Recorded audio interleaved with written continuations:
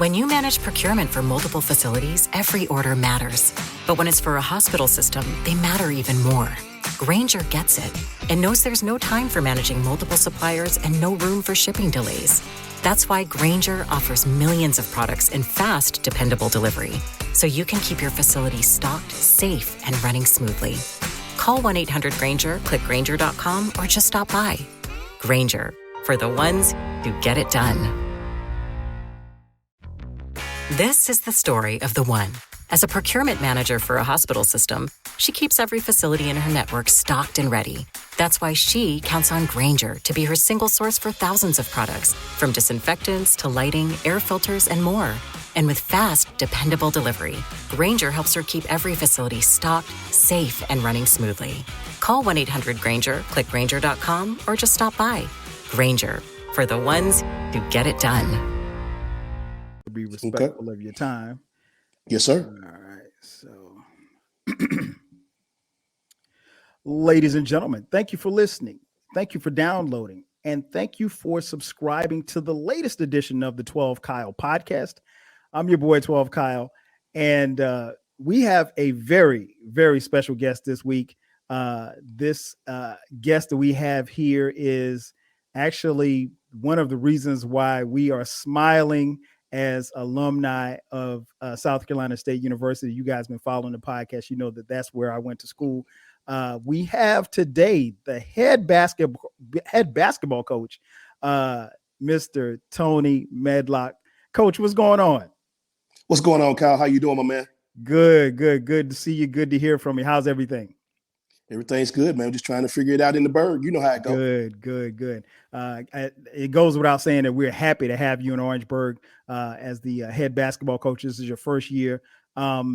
Before we get into the season and everything, I want to go back a little bit, Coach. Where did it start for you? Like, where did you grow up? Where were you born? That type of thing. Well, I'm from Memphis, Tennessee, born and raised there. Played my college basketball there. It was Memphis State at the time. Mm-hmm. Me and Penny Hardaway played together, had a good run my senior year, went to the Elite Eight, one game away from the Final Four. So, just coming from Memphis and being in that basketball city, in that basketball town, I'm thrilled, man, to be part of this game. Indeed. I did not know you were born and raised. I knew that's where you went to school, and we'll touch on that in just a few because I'm a huge basketball fan. So growing up there, how did you get involved with basketball? Because basketball is a sport, particularly because you're just a couple of years older than me. I'm sorry. How did you get involved with basketball? Basketball was huge when we were coming up. Well, Memphis is a hotbed for basketball. Anybody who knows anything about Memphis basketball knows that is the sport there. So growing up in Memphis, probably started out playing football like most guys, but then you kind of evolve into different sports and basketball became my first love. Okay. Were there any older siblings that kind of introduced you, or parents or anybody? How did you just really get involved and started playing? Were you influenced by anybody or anything like that? No, it's just a neighborhood thing. Okay. Growing up in Orange Mound, Tennessee is what we call it in Memphis. Growing up there and being around great athletes, Melrose High School is where it's a neighborhood school. My mom, my dad, my uncles, a lot of people went to that school, and it's a neighborhood school. And so it's one of those deals that you just you're playing basketball in the park, in the backyard, and it just becomes part of your life. No doubt. Now, you mentioned Memphis State. I would be remiss if I didn't talk about some of the great players that played there. I think my first introduction to Memphis State probably was those teams in the mid 80s. I mean, you had guys like Keith Lee, William Bedford, Andre Turner, Vincent Askew. And then I think the time that you were there, you played with Elliot Perry with the big goggles. And then the aforementioned Penny Hardaway, who's the head coach of Memphis now. And then there were guys that came after you, like CDR, Chris Douglas Roberts, the late Lorenzen Wright, rest in peace. And of course, Derrick Rose and many others. I don't want to start naming names, but those guys just kind of jump out. Cause you start naming names, people, well, you forgot. Yeah. I know, trust me, Memphis, they produced ballers. So I said that to say this, why even just growing up in Memphis, why did you chose to stay at home at Memphis State? Well, first of all, Kyle, man, I'm really impressed for you to name off some of those greats, man. Keith Lee and William Bedford. William Bedford is a Melrose grad. Okay. You talk about Elliot Perry, who was my backcourt mate for 3 years, and then of course Penny Hardaway was 1 year. So you've named some guys, man, that I'm telling you that are great Memphis basketball players and are legends there. And I was just glad to be a part of their family. But yeah, growing up in Memphis, man, it's one thing that every Memphis kid. Now, everyone's not going to be able to stay and go to Memphis, but that's your dream. Okay. That's your dream. And just because, everything in Memphis is about Memphis Tiger basketball, like I said, and when I was growing up at Memphis State. And you grow up and you're watching those games come on the local channel and replays and all this stuff back in the day when they didn't show it live. So it's one of those things that, like I say, everybody in that city that's always a Tiger fan. So growing up a Tiger fan, Coach Finch, who's my coach, then great basketball player. No doubt. He was a legend in the city, and he went to school with my mom and dad. He's a Melrose graduate. Okay. So it was one of those deals that I probably didn't have a choice, even though I was highly recruited coming out of high school. I had no choice. I had no choice. I was going to have to go to Memphis, and which I wanted to, and I did. Okay. Just out of curiosity, what other schools were recruiting you? Well, I probably could have, Louisville was high on my list. Okay. Oklahoma State, DePaul, probably were the top schools that were being recruited by at that time. Okay. And those are some heavy hitters right there back in those times. Cause I think when you were in school, were you guys still in the Metro Conference? Yes. Okay. Yes. Okay. Yes. So my freshman year was a Metro Conference. So, you talk about Louisville and Cincinnati and those guys, man. Virginia Tech was in that league. Florida State. I mean, it was a big time basketball league, when I first got into college. Yeah, definitely. You came at a time, like I said, you're just a couple of years older than me, but you came at a time where, you really had to hoop. I mean, like it really wasn't any in between. I mean, like if you stepped on that basketball court, you had to bring it. So you transition from being a player, and growing up and everything, and obviously getting into coaching. So that I know that speaks to the love of the game that you have.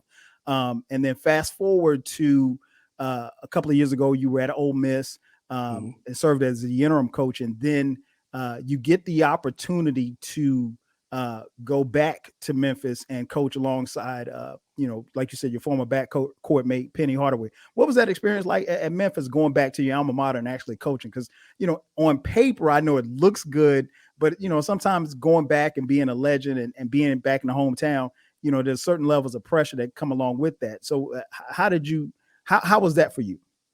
It was great. Anytime you get in this coaching business, which I did in 1996, my first job was at Arkansas State, which is in Jonesboro, Arkansas, and that's only an hour from Memphis. Okay. So I was there for 9 years. So it was one of those deals that, that's how I really made my name in this business, by recruiting and by recruiting the city of Memphis.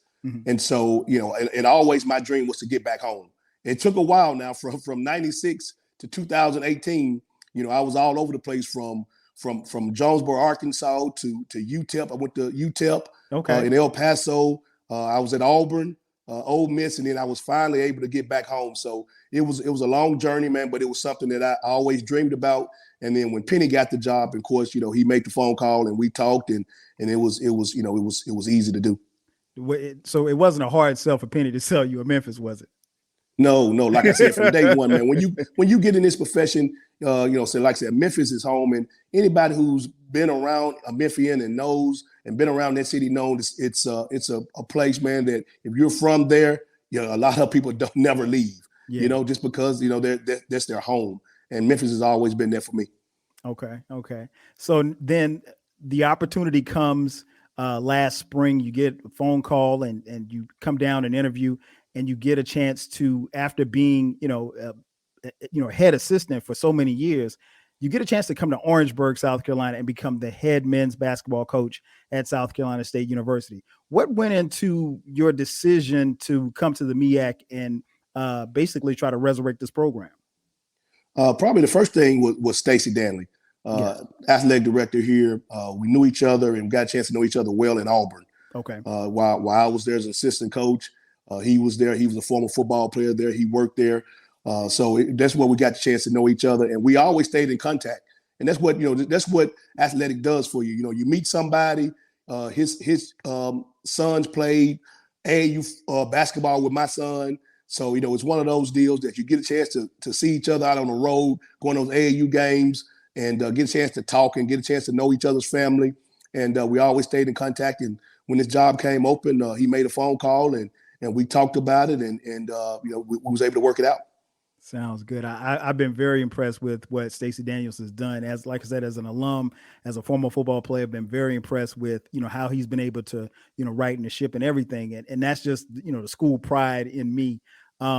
So I definitely, want to be at least the last person to welcome you, to Orangeburg, to be the head basketball coach. Now, when you came aboard, we had some lean years to say the least. Last year's team had, just one win in the entire season.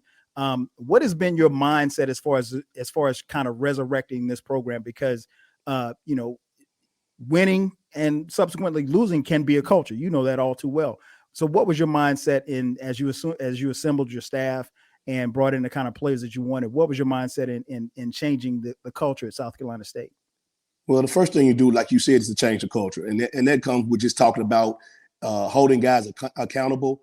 Two things that we talk about every single day is being accountable and being disciplined. And we try to do that on everything that we do, on and off the court. And so I think that's where it started. And it started from day one when I got the job, had that first workout in the spring, and then came back in the summer with workouts. And then in the fall, it's all been about those two things. And the guys have bought in. It's tough when you come in as a new coach. You got, you're saying new terminology, new philosophy. I coach really hard for these guys, but the reason I think I'm able to coach them hard because I think they know I love them. I'm going to treat them all like my son. I'm going to be on them. I'm not going to let anything slide. So I think they know that. So it started out, of course, starting off the year at 0-5, and it's hard when you guys are trying to figure out, hey, is this stuff going to work that coach is saying every single day? Is it going to work? Is it going to work? And they never doubted it. And so now for us to start the season out 0-5 and now at 10-10, I think that's just saying a lot about what these guys have done and trying to buy into everything we're trying to do.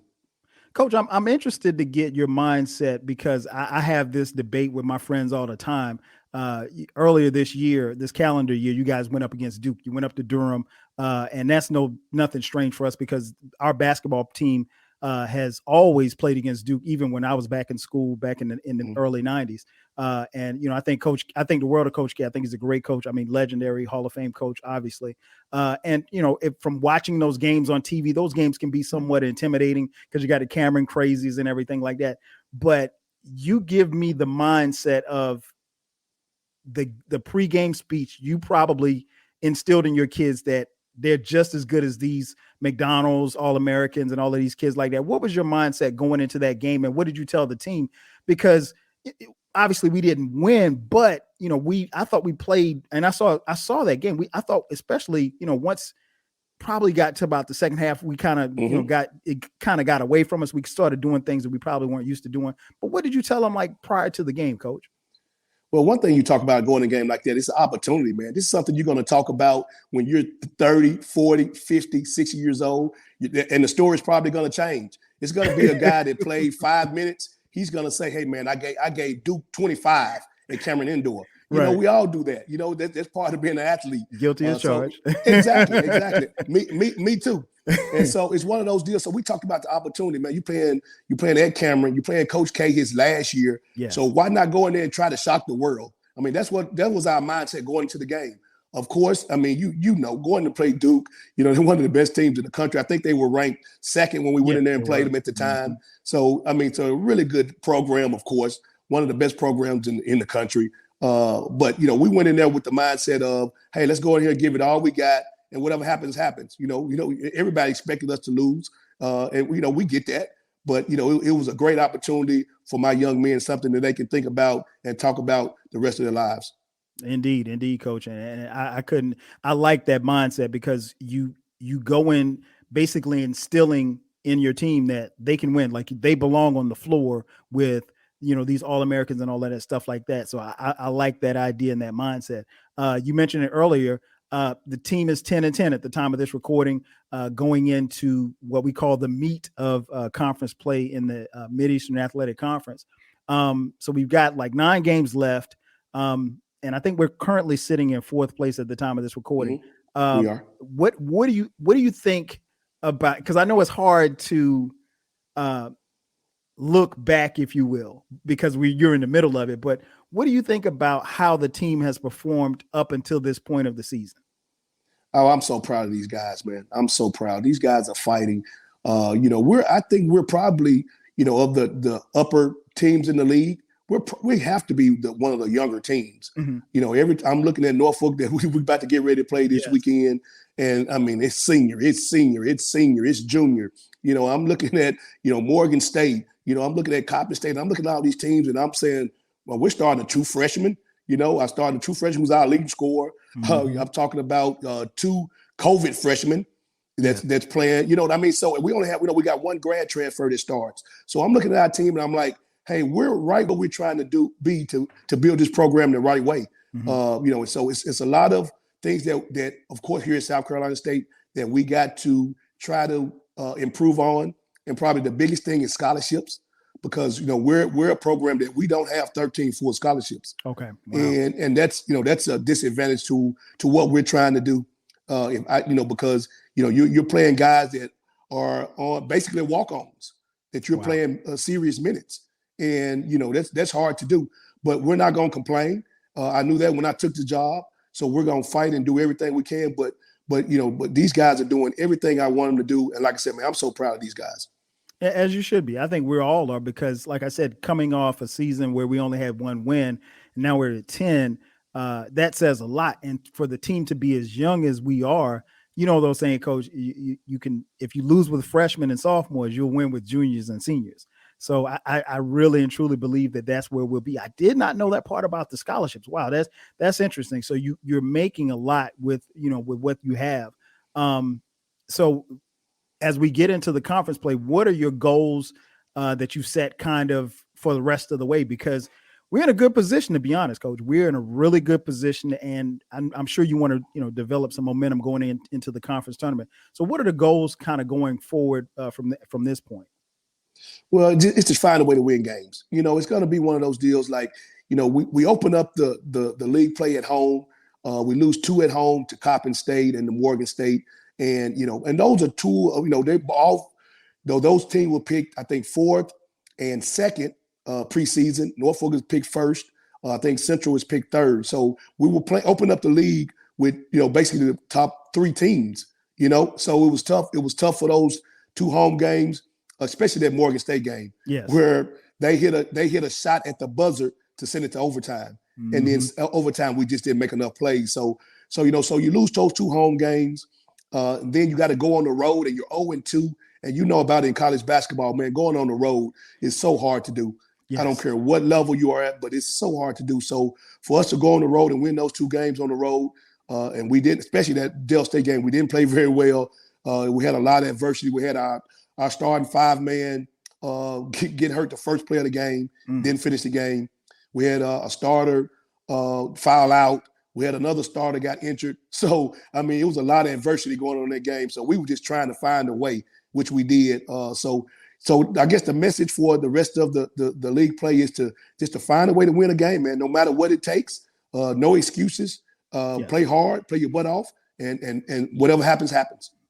Indeed. You are in a position where, unlike any other coach that has preceded you, you are in a situation where you're in the middle of a pandemic, just like the rest of us. How have you and the team and the faculty and the staff dealt with COVID and the COVID outbreaks and kind of keeping everybody safe? Uh-oh.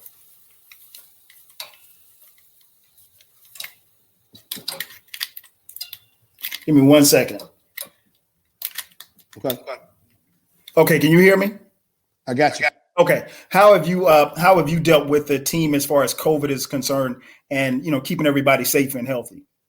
Man, we're trying our best. First of all, we're 100% vaccinated on my team. Okay. So that's big. Another part of it is we're probably over 50% that has gotten a booster. So, we're on track to try to do everything we can to try to, to finish this season out. So we're trying to do everything we can, man. All the protocols and safety issues that we have on campus and with our administration. So we're trying to do everything we can to make sure we can finish this season. Good point. That's a good point. And I mean, I know that's hard for everybody to navigate because we're all in the same boat, trying to stay COVID free and trying to stay healthy. As an alum, and I'm going to ask this on behalf of, the millions of alumni from South Carolina State across the country and the world. You mentioned the scholarships and everything. Obviously, that deals with finance.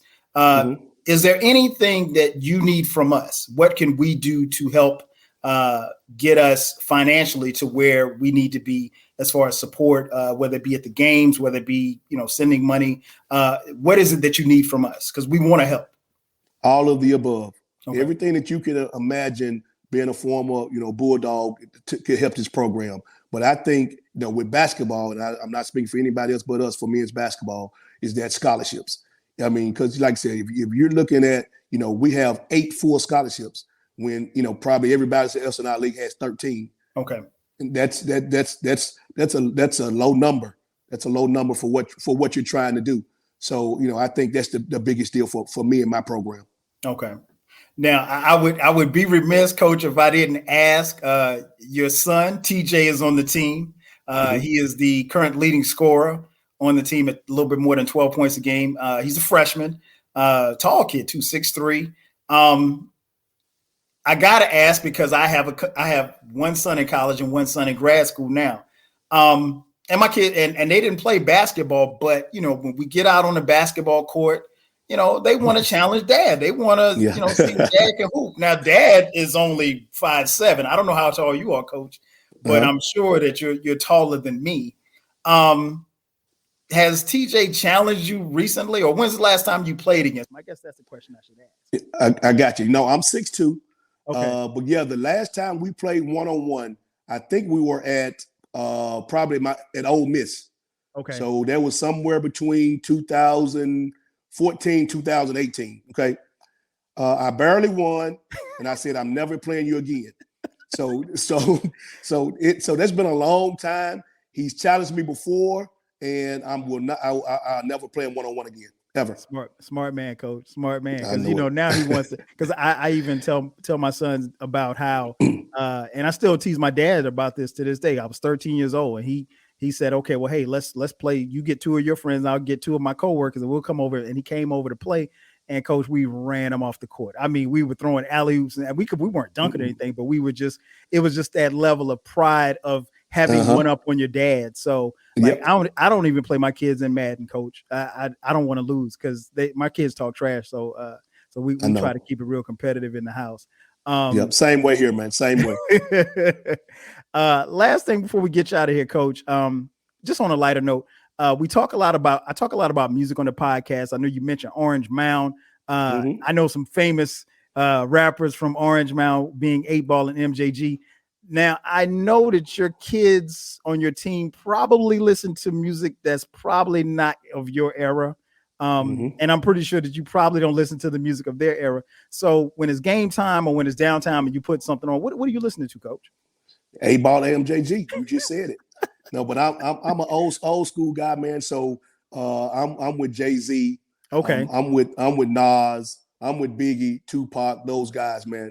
And I like my R&B also, but I'm with those guys. But like I said, when you talking about rap, man, I'm with the 8Ball MJG, man. Orange Mountain all day. I feel you, Coach. The Lils and the Youngs, they have their place. You got to be able to rap.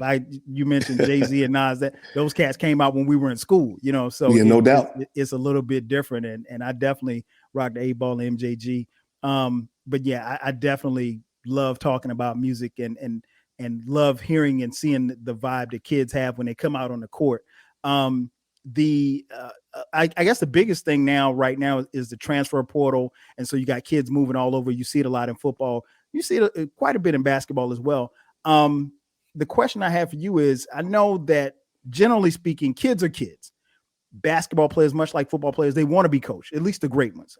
You recruited a kid that's in the NBA right now, James Wiseman of the Golden State Warriors. He's hurt, but he's coming back. And personally, I think once he gets back and gets acclimated to what they're doing, I think the Warriors probably could win the title.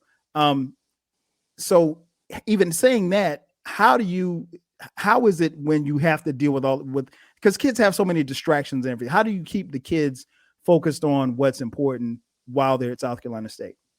And that's a tough job, because, you have a rotation. Like I told these guys when I first got the job, I'm probably going to, out of 15 guys on the team, I'm probably going to play 8, 9 guys at the most, maybe 10. But that 9th and 10th guy their minutes are very going to be suspect. So it just depends on foul situations, somebody's hurt, injured, or whatever the case may be. So I told them from day one, if you want to play, you got to find a way to get into that top 8 guys.